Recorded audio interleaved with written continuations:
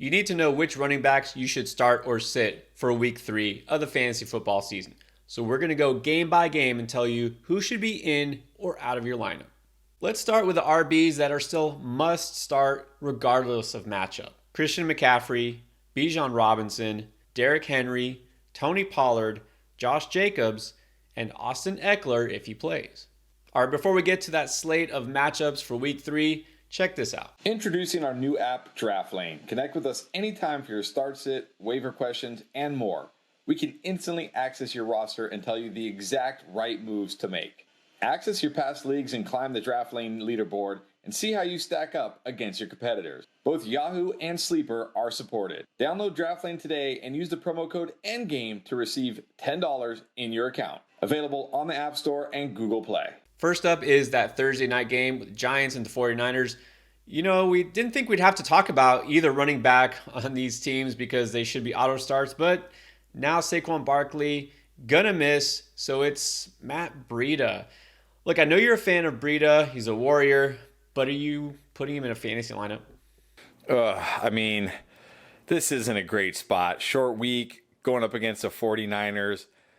But at the same time, we know he's probably going to get all the work here. He's a decent pass catcher. It's hard for me to say any running back that's going to get the volume Breida is going to get is a must sit. But I think at this point in this matchup, nothing more than a start him only if you need him kind of guy. Yeah, I mean, if you lost Barkley, I get it, or, just thin at running back. I'm still going with somebody who has a better matchup on a better offense. I know the Giants mounted that comeback. I still don't love this offense and the running game without Barkley, so I would have to be really desperate, but I'm not starting him if possible. Falcons going to Detroit to take on the Lions. Well, Bijan is doing what we expected. Tyler Algier let us down a little bit in week 2. Does he bounce back, or do you think he keeps kind of fading from the backfield? I mean, he's still got a lot of touches, but that was mainly because the Falcons had so many snaps and they ran the ball so much. I'm not sure if they're going to be able to do that as much in this game. Detroit at home, we know their offense plays better at home. I think Detroit could put up a lot of points on them, put them in negative game scripts. So this is not a week where I'm really feeling Tyler Algier. I'm going to sit him this week. Yeah, I'm feeling the same way. I mean, he's a guy you still want to have on your roster if possible, especially if you do have Bijan. But yeah, the Falcons are one of those teams, 2-0. They don't feel like a 2-0 team, which means I think they go into Detroit, which is coming off a loss. And I think they won't be able to afford to run the ball as much. I'm sitting Algier. And then the Lions backfield is going to look a little different because David Montgomery also injured. Do we see as much Jahmyr Gibbs as we'd like to see? Probably not, but I mean, against the Falcons with no David Montgomery, I think he's almost an auto start. Not like a, must start RB1, but you got to think he's going to at least get some more passing game work, maybe some more early down work. It's the Falcons. I think if you got Gibbs, you're kind of rolling with Gibbs this week. Yeah, and, he's the kind of guy we'll say that even if he never gets the kind of volume we wish he would get, he doesn't always need it because he's that explosive. So, look, unless you have 2 of the guys that we've already said are must starts at running back, I think you pretty much have to trust Gibbs this week. And then in Monty's place, we're going to see Craig Reynolds. He did get a little bit of action last week. Is Craig Reynolds, just by virtue of being in that offense, fantasy relevant? I certainly think he's fantasy relevant. He could always score a touchdown. He's going to get touches.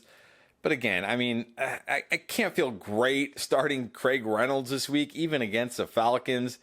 I'm just going to put him in that start him if you need him category. Yeah, again, things happen. You might have more than one running back who is injured, but you shouldn't have to be Craig Reynolds level desperate just yet. And don't think he's a one-for-one replacement for David Montgomery. So don't start unless you're really bad off. Chargers at the Vikings. It's too soon to call whether Austin Eckler is in or not, but either way, let's talk about Josh Kelly. We kind of warned you away from starting him last week. He looked pretty rough. Do you think he bounces back in a game against a much softer run defense, the Vikings? Probably not. The thing I was really concerned with Josh Kelly from what I saw last week wasn't that he wasn't very good. It was that there was a lot of other running backs involved. It wasn't just the Josh Kelly show, so this is a much better matchup, but I think this is a matchup that's going to be between 2 passing attacks for the Vikings and the Chargers. I think the running games are going to be an afterthought here, so I cannot trust Kelly even in a better matchup this week. I'm sitting him. Gonna agree. I mean, look, Kelly does have some talent. He's on a good offense, but how much are they really going to give him the ball, even if Eckler is out? So touchdown dependent. He's got some upside, but again, this is kind of a desperation RB2 or flex if you're still hurting. What about Alexander Mattison? Has been pretty rough both of the first two games for Minnesota, and they just aren't really running the ball that much. Does he bounce back? I mean, this is a spot for him to bounce back for sure. It's the Chargers. I do think it's going to be a game where the Vikings are going to throw a ton, but he catches some passes. He'll get some carries. It's a good matchup. I think with the way the running backs are right now and in this matchup, if you got Madison, you kind of have to play Alexander Mattison. You said it. This is the spot for him to get right. Will he do it? I mean, I'd say he's an okay start. You know, a lot of people have Madison because they waited in RB2, which, you know, was a smart strategy. You're not loving the payoff so far, but I think if you got Madison, you can feel better about him in this game. He faced two really tough run defenses the first 2 weeks. I think he can get better this week. Saints taking on the Packers. Well, it was supposed to be all Jamal Williams again in week 3, but leaving Monday night early with a hamstring injury doesn't look very good. If Jamal Williams can play, what do you expect? I mean, if he somehow practices and seems good to go, I think he's a solid start this week. I mean, is it a Green Bay revenge narrative game still 2 years later? I don't know, but Green Bay doesn't have a strong run defense. But, you know, if he's barely, practicing a game time decision, then I'll sit him. But if he's good to go, I think he's still a decent start. Definitely risky. I mean, still though, volume is there. If he's playing, then he's the guy. Chance to score. He's been pretty effective when on the field for the most part. So he's at least still startable if he's good. Now, if he's not, we know Kamara can't play yet. Kendry Miller has not played yet. Is there any Saints running back who could fill the void? Probably not. I mean, Tony Jones, are you starting him? No, just avoiding this backfield. Yeah, I'm going to agree there.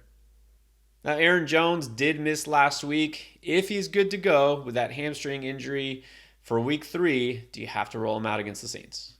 Yeah, not a great matchup against the Saints run defense, but Aaron Jones, I mean, just too talented to bench in my opinion. So if he plays, you're starting him.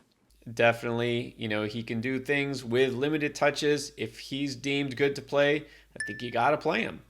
A.J. Dillon did not do good things, even with the backfield all to himself last week. I mean, I kind of feel like it doesn't really matter whether Aaron Jones plays or not. Against the Saints, I think you have to sit him. Yeah, Aaron Jones or not playing A.J. Dillon against the Saints. Texans are going to face the Jaguars next week. So we got two running backs that you would hope have done better this year, and they really haven't. Dameon Pierce, honestly, has been one of the biggest disappointments at running back. Could he bounce back?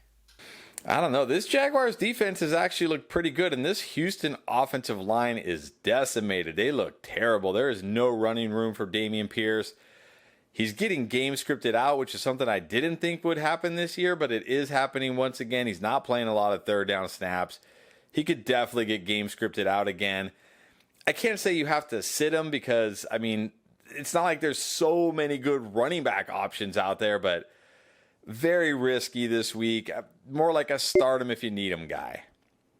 Look, and I was big on Pierce in draft season, thought he was a good value at ADP. And now I'm thinking I have to sit him until I see something better. Like you said, the defense is terrible. They're playing from behind. But also what I did not expect as a Houston is passing the ball a ton. CJ Stroud's thrown it 91 times in 2 games. He's just not getting the volume. But when he does carry the ball, it hasn't looked good. 2.7 yards per carry, and now facing on the road a Jacksonville team, which despite last week does have a good offense, and their defense hasn't been that bad. I'm sitting him, and I'll tell you right now, early in the week, his pick'em line on Underdog, it's 57.5 rushing yards. I'm going lower because he hasn't even come close to that in 2 weeks, and I don't think he comes close to it this week. And the other side, Travis Etienne. I mean, he hasn't been bad, but he's definitely not a must start. But now he gets to face Houston. Yeah, not a must start every week, but I think he's pretty much a must start this week against Houston. They looked terrible last week against Zach Moss and the Colts. And you talked about Dameon Pierce's line on Underdog. Well, I love Travis Etienne's line. 65.5 yards. I'm taking the higher on that, no doubt. Zach Moss just had 88 yards on 18 carries. I think Travis Etienne is better than Zach Moss. He can absolutely torch this Texans defense. Game script should be on his side.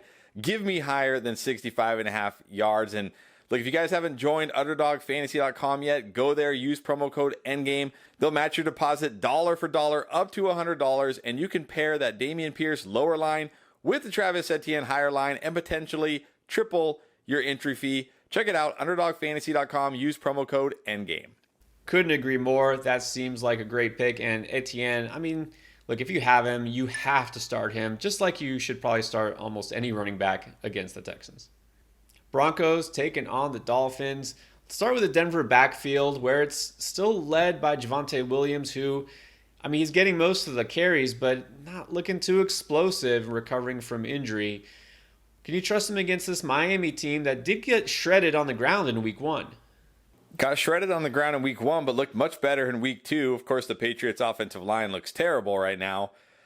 I'm not ready to trust Javonte. I mean, the volume is there, so if you need to start him, you can. Maybe he falls into the end zone this week, but you're really just banking on a touchdown right now, so desperation flex start.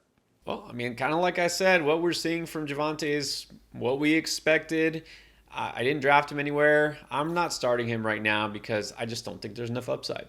Samaje Perine still involved, can still catch passes, but is there enough there?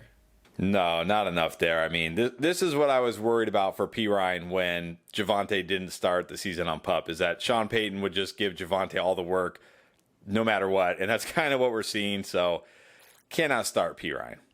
No, unless he starts catching a lot more passes, it's not going to be, long before he's getting drops from fantasy rosters. I wouldn't do it yet, but I'm definitely not starting him. But what about Raheem Mostert, who all of a sudden broke out the lead back in Miami and now among the league leaders in rushing? I mean, after 2 games, but still, after last week, do you have to start him? I think you kind of do. I mean, we talked about Brian Robinson last week. Oh, it's the Broncos. It's a great run defense. And then he went out there and looked great against them. So, look, Mostert came through in a really tough matchup last week. And the way this offense runs, teams don't worry about the running game that much. So, I think Mostert is a solid RB2 this week.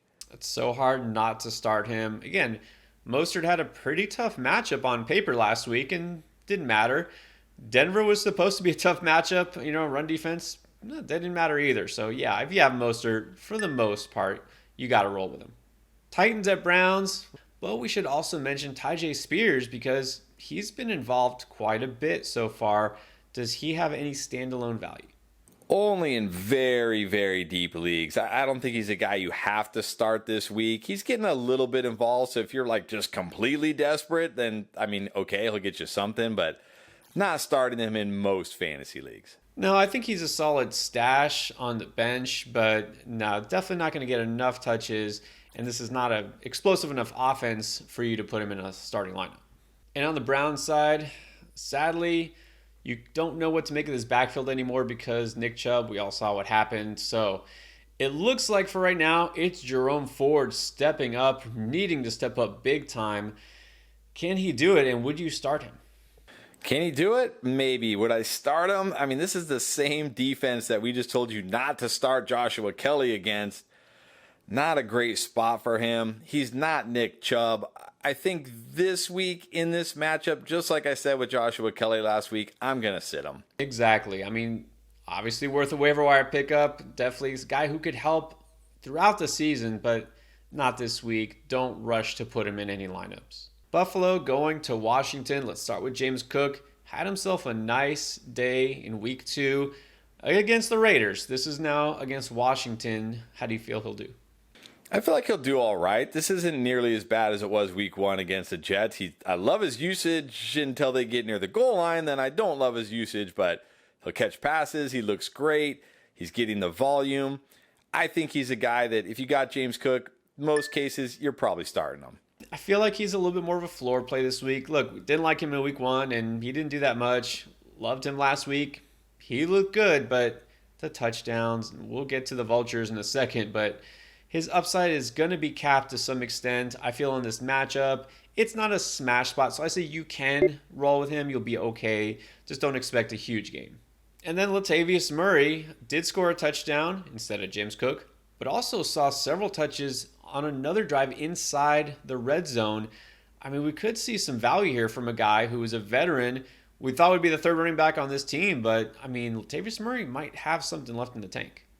Yeah, I mean, this guy just keeps going. Doesn't matter how old he gets. But, I mean, in fantasy, you're really just banking on a touchdown here, and it's Washington. So it's not the type of matchup like last week where you can feel good about it. I don't think I can put him in my lineup this week against Washington.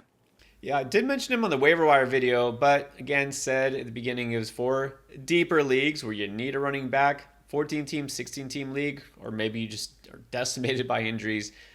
That would be the only place that I would consider starting him.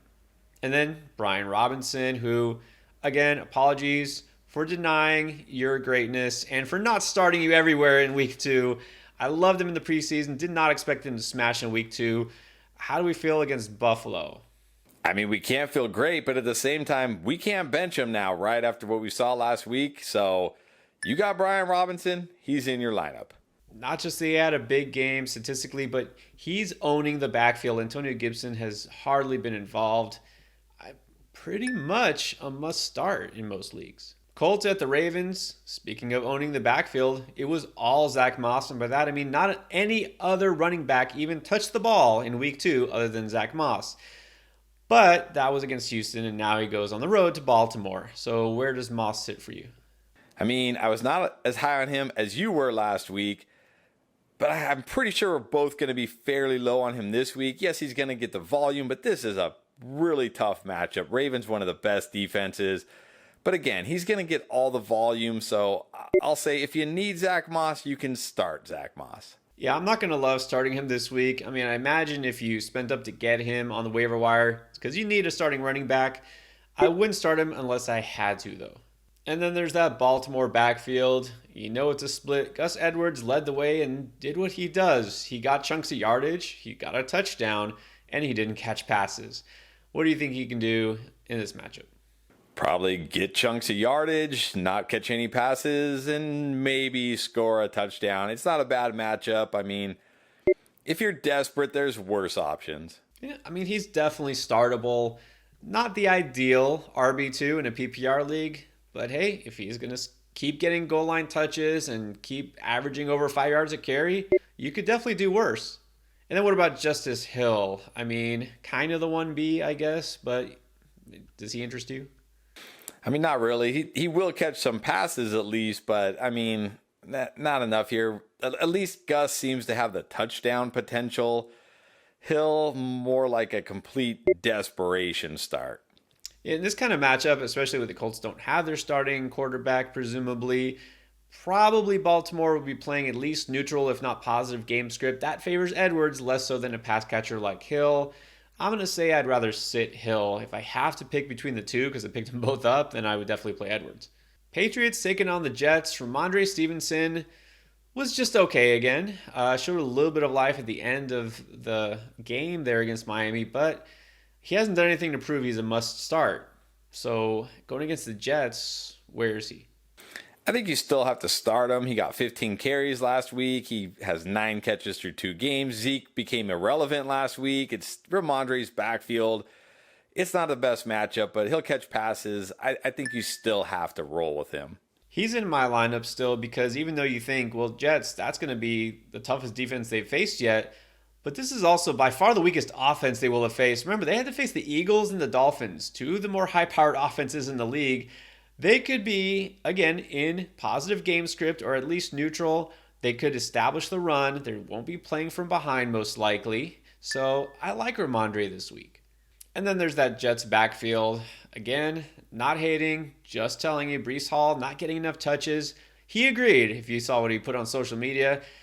Do you think that this is kind of like a squeaky wheel thing and they give him the ball enough and he can do some things, or are we just still out on him? I mean, I'm sure they'll give him the ball more because they basically were game scripted out right away. They're being safe with him. They're being smart with him. They're not going to all of a sudden give him 20 carries in week 3. maybe he gets 10 to 12 carries and maybe he can rip off a long run like Raheem Mostert did last night. But that's really what you're banking on. So I can't start Breece Hall in this matchup. Yeah. I mean, obviously we can't say anything about the Patriots run defense after Mostert, what he did, but I can say Breece Hall is not going to get enough volume to really interest me. And the touchdown upside, again, it's hope he makes a big play or he's going to do nothing. I don't want that in my starting RB2 slot, so I'm going to sit him. And Dalvin Cook has just really not looked good. Maybe there's a reason Minnesota let him go, but does he interest you? Not at all. I mean, I'd rather gamble on Breece if I had to pick either of these guys, not starting Dalvin Cook. Yeah, I can't start Dalvin Cook unless he shows something. Panthers taking on the Seahawks. Miles Sanders, he's the guy in Carolina. What do you think about a road contest in Seattle? Yeah, it's not a terrible matchup. Not as bad as a matchup he had last week. He's going to get the volume. I think in most cases, you're probably starting Miles Sanders as a solid RB2.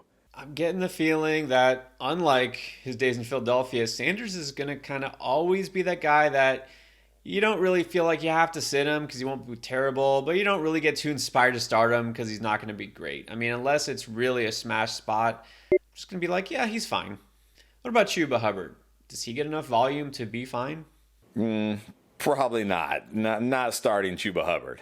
No, I'm definitely not. If I'm going to go with a guy who's the backup on his own team, plenty of other offenses I would look to first. And then there's Kenneth Walker, who had a terrible rushing average, but scored 2 touchdowns last week. What does he do this week? Yeah, I mean, this is a good matchup against this Panthers run defense. They're not anything, incredibly tough. I mean, it's not like a smash spot like Houston, but they're not a defense you should be worried about. He can always rip off a long run. I think if you got Kenneth Walker, you're starting Kenneth Walker. Yeah, Walker's one of those guys who never quite an automatic start, but you hate to put him on your bench unless you really have a good reason to. So I'm starting him pretty much everywhere. Bears going to take on the Chiefs in Arrowhead. How does that bode for Khalil Herbert, who I guess is still technically the RB1 there? Probably not good because they're probably going to be losing again, and he's going to be game scripted out, and it's the Bears offense. I honestly don't think you can start Khalil Herbert. I definitely cannot start Khalil Herbert. I mean, he's barely been worth playing in the first couple of weeks, and now they're going against the Chiefs, which I get it, haven't looked like vintage Chiefs, but are they really going to be able to just establish the run all of a sudden? No, I can't play Khalil Herbert.